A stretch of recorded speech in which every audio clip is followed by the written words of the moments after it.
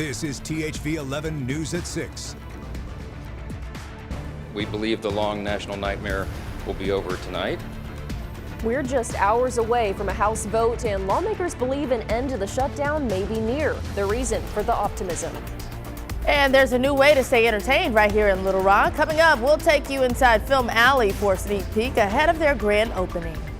Plus, the Northern Lights took over Arkansas skies last night, but if you missed it, like me, don't worry, you've got another chance. Everything you need to know this time around. But we start tonight with an update in a case we've been following for nearly 10 years. Hello and thanks for joining us tonight at 6. I'm Faith Woodard. And I'm Brooke Buckner. Tonight we're learning Keegan Schweel's parents will not receive any money after a federal appeals court ruled the jury's verdict should have been dismissed. You may remember he was the 17-year-old shot by Benton police officer Kyle Ellison back in 2016 during an encounter with the teen in a mental health episode. A jury cleared the officer but ordered the city and the police chief at the time, Kirk Lane, to pay $32 million for improper training. But the judge in that case later ruled if the jury didn't find the officer liable, the city can't be found liable. An appeals court panel upheld that decision this week. Meanwhile, we're now just a few moments away from the vote that lawmakers believe will be the one that ends the shutdown after 42 days. The bill funds the government through the end of January, extends funding for SNAP benefits for a full year, and reverses shutdown-related layoffs of federal workers. But it does not include the extension to the Affordable Care Act tax credits that Democrats say is critical to lower premiums. Despite that, Republicans remain confident, but some Democrats say they still oppose. We'll have the results of the vote tonight at 10. And because of the shutdown, Thanksgiving might look a lot different for families all across the country, including here in central Arkansas. Nearly 240,000 Arkansans didn't receive SNAP funding this month, leaving them to heavily rely on community food pantries. All of this is why THV 11 is partnering with Kroger and the Arkansas Food Bank to collect turkeys and sides to give to our neighbors in need. Today, I got a preview of what to expect. This month is hard without getting SNAP benefits, so like I have 6 mouths to feed, so it's extremely hard. Single mother Robin Morris is doing all she can to keep her family fed this month. It's why she came to the Helping Hand Food Pantry. They provide, like during the holidays, they provide food baskets and like stuff for children, Pampers, and like a lot of resources, so they're very helpful. Although for Morris, this is the second month in a row to go without SNAP. Just the month before, like someone had stolen my benefits, so I got it extra hard this month. And with Thanksgiving quickly approaching, she's having to adjust. I don't know what I'm gonna do for Thanksgiving. Like I won't be able to fix a normal Thanksgiving meal this year. That's where the Turkey and Sides drive comes in. Thursday, THV 11 is partnering with Kroger and the Arkansas Food Bank to collect donations at the Kroger on McCain Boulevard in North Little Rock to help feed families in need. You can buy a turkey there, a frozen turkey. You could take it and leave it with your cashier. They're going to put it in the freezer. It's going to get to the food bank. The other idea is that the sides. So maybe you can't afford a whole turkey, although they're only 89 cents a pound right now, so that's a good deal. Oh, good to know. But yes, but maybe you can get some of the sides. So it's peanut butter, it's stuffing, and those sort of things. Yeah. So you go in, you get that, hand it over, and then the food bank is going to get that. George Brown with Kroger says in addition to the McCain location, you can donate at the Heights location and the Benton one off Interstate 30. It's going to go to the people who need it. All of that food will stay here in the Little Rock area. I would say it is like the summer cereal drive, but make it holiday edition and for one day and one day only. So it's going to be a really great time, really great atmosphere. Claire Tiffin with the Arkansas Food Bank says this is the busiest time of year, even before the added strain of the government shutdown. We're seeing an increase in our pantries because of a lot of things that are going on. I just pray, everybody get through this hard time and hopefully everyone's SNAP benefits gets restored or they find a way to help everybody get food because nobody should go without food. You can catch Tom, Hayden, and Journey out at the McCain location tomorrow from 6 a.m. to 6 p.m. And if you can't make it out to one of the 3 locations I just mentioned, you can also send cash or a check to the Arkansas Food Bank and make sure it's labeled THV 11 Turkey and Sides Drive. Let's stay on that theme, shall we? Here's what you can expect tomorrow. There are no excuses. This is beautiful weather for your Turkey and Sides Drive forecast. drive day forecast. Something like that. Here's what you could expect tomorrow. With readings starting off in the 50s, we'll wind up in the middle 70s by 3 o'clock. Come see us at Kroger.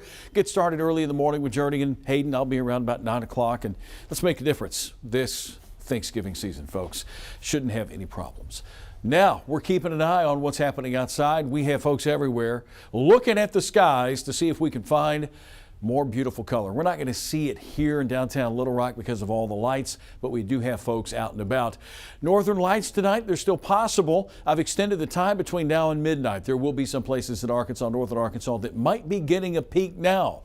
Get away from lights, use your long exposure photography, and look low on the northern horizon for those lights. Forecast-wise, temperatures, if you're going to be outside, take a jacket with you. They're currently in the 50s and low 60s. They'll be dropping from there. On the way in a few minutes, we'll take a look ahead. Got the weekend coming up and a nice warm-up. Tom, thank you. Tomorrow, a new position will be up for a vote at the Little Rock School Board meeting, and it's raising some questions. The district is considering creating a principal in residence role at Little Rock Central High School, even though the current principal has not announced her retirement. THV 11's Journey Taylor breaks down what's behind the proposal. Little Rock Central High School, known for its history, excellence, and impact, could soon add a new leadership role to its administrative team.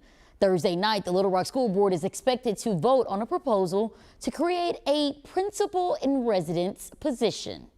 It's a move that has some in the community asking questions. The district says the idea stems from a need for additional supervision with the school's new science building and from a long-term plan for leadership transition. In a statement, Superintendent Dr. Jamal Wright said, "The PIR role is not about replacing Mrs. Russo. Rather, it represents our shared commitment to preserving Central's tradition of excellence and being intentional in preparing the next generation of leadership." The statement goes on to say the timing of Mrs. Russo's retirement will remain entirely her decision, but the PIR position will allow a future leader to learn directly from one of the best, ensuring Central's excellence endures for generations of students to come. The district's job posting calls for someone with at least 10 years of experience and a strong record of improving student outcomes. A courageous, visionary leader committed to advancing the academic and social-emotional success of all students. If approved, the principal in residence will begin in the 2026-2027 school year for the largest high school in the district, working alongside Principal Nancy Russo until her retirement. And this is year 24 for Principal Russo. The board will take up the vote during tomorrow night's monthly meeting. If approved, the position will be funded through the district's operating budget. I'm Journey Taylor for THV 11 News. All right, Brooke, let me ask you a question. Do you like bowling, movies, arcade games, food? As a matter of fact, I do. As a matter of fact, she does. If you're like Brooke, you're not alone. THV 11's Carter Thweet does too, and is live at one place that you can soon get all of those things at. Carter, what are things like there at Film Alley? I know you're having fun. You were looking forward to this. Faith, Brooke, I definitely am. Things are awesome here and we're having a ton of fun. This whole Breckenridge Village area is really booming. You may remember in 2023, a lot of it was heavily damaged by the tornado, but they've got new restaurants at DeLuca's and the Root Cafe, just to name a couple. And now looks like they've got a pretty great entertainment option coming as well.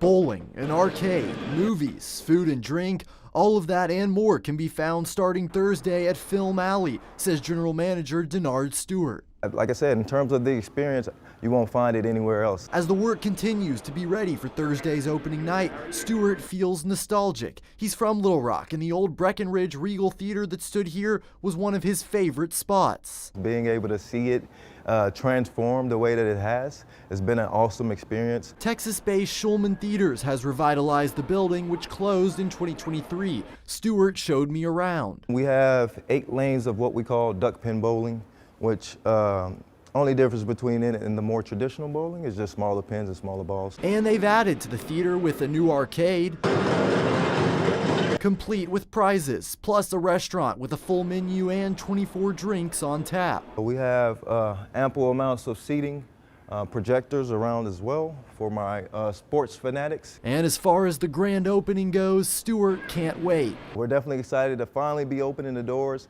A lot of excitement, and it's just great to actually be able to kind of see, you know, the hard work that the team has been putting in come together.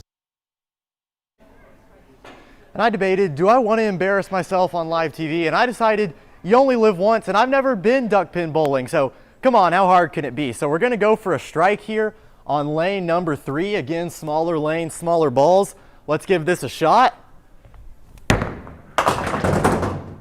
7 pins? 7 pins. I'm going to take that. Not too bad. But hey, if you think you can do better, you can give it a shot starting tomorrow. They open at 6 p.m. The first show times are at 7. And then starting on Friday, they're going to begin with their more regular hours at 10:15 in the morning. In Little Rock, I'm Carter Thweet, THV 11 News.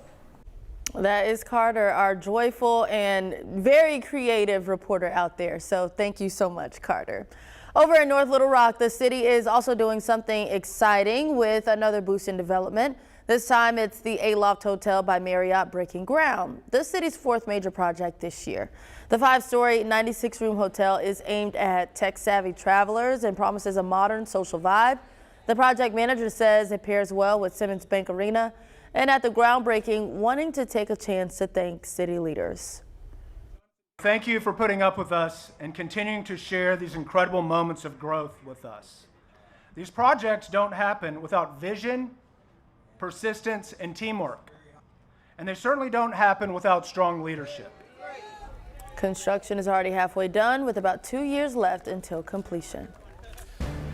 Well, Aurora Watch 2025 is underway. Got day 2 of seeing those northern lights. We'll let you know if we happen to see some color outside. In the meantime, looking ahead, got a great looking 3-day stretch. Temperature is back in the middle to upper 70s, close to 80 with dry conditions.